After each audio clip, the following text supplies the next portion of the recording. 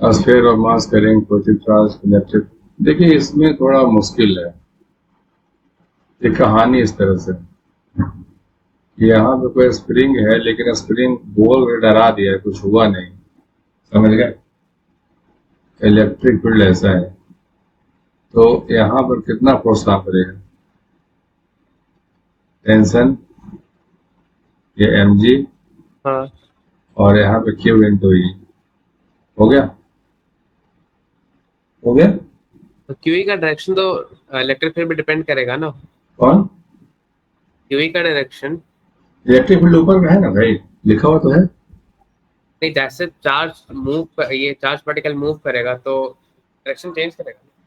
नहीं नहीं, पार्टिकल कहीं रहे, यहाँ रहे चाहे यहाँ रहे चाहे यहाँ रहे, इलेक्ट्रिक फोर्स अगर ऊपर है, इलेक्ट्रिक फील्ड ऊपर है तो फोर्स हमेशा उसके ऊपर ही रहेगा। ओके। वो जस्ट लाइक एम जी का बिहेवियर होता है। समझ गए? हम्म। अब सोचो, सेंटेंस पकड़ो। स्फीयर का मास पता है 0.5 kg, कैरिंग पॉजिटिव चार्ज इतना, connected to a light flexible inextensible spring. देखिए ये वर्ड बोल करके सब बर्बाद कर दिया। इनएक्सटेंसिबल का मतलब क्या होता है?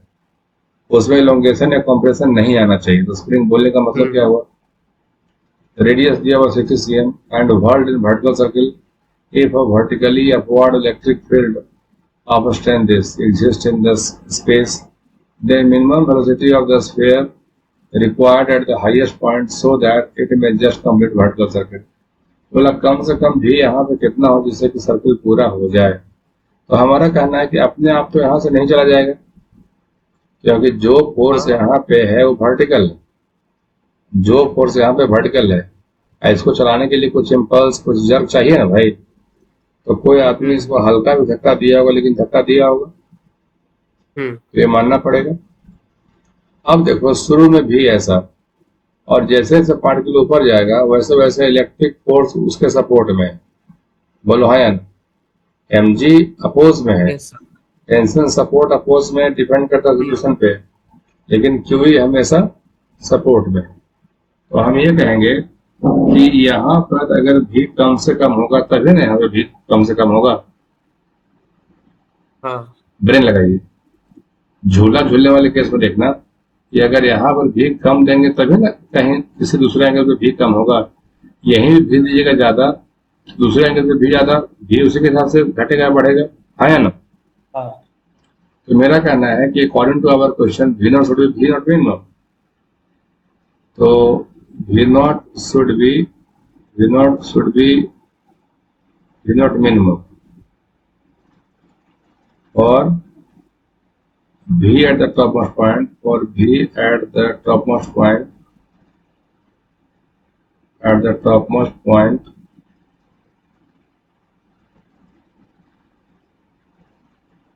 should be minimum। बोलो, यहाँ तक बात सही है? हम्म। ठीक। तो अब देखिए इसके बाद V naught should be V naught minimum, V naught should be V naught minimum, और V at topmost point should be minimum। सही है यहाँ तक? अब देखिए हाँ। यहाँ पर T plus QE minus mg will be equal to m into v naught square by r। बोलो, होगा? Yes sir. तो putting t equal to zero, t को कम से कम पुट करिए, putting t equal to zero कर दिया, तो यहाँ पर q e minus m g will be equal to m into v not square by r. चलेगा? Yes sir. Q e minus m g equal to m into v not square by r. सही है यहाँ तक? हम्म। यहाँ से we not निकाल लोगे, चलेगा? Yes sir. अब लगा लो डब्ल्यू थ्योरम। डब्ल्यू थ्योरम कहाँ के लिए? इस पॉइंट को बी कह दो, इस पॉइंट को ए कह दो। डब्ल्यू थ्योरम और ए and B, K E final half m v B square minus K initial half m v not square will be equal to work done by gravity minus mg into 2r, work done by electric force QE into 2r. बोलो हाँ या ना? Yes sir. तो यहाँ से VB निकाल लोगे?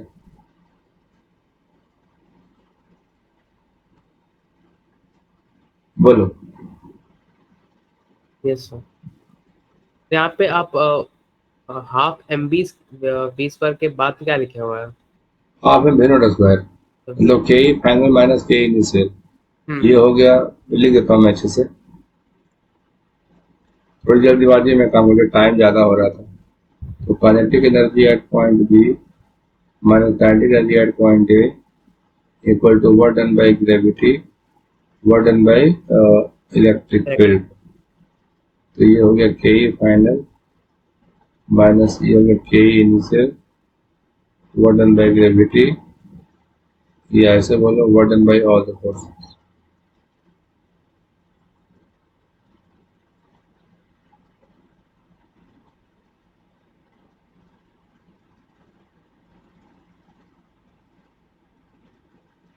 हो गया, work done bye all the forces. Yes sir. अगर टी यहाँ जीरो नहीं पुट करते ना, तो आपको इस इक्वेशन की कंडीशन में आकर के टी को जीरो पुट करना पड़ जाता। समझ गए?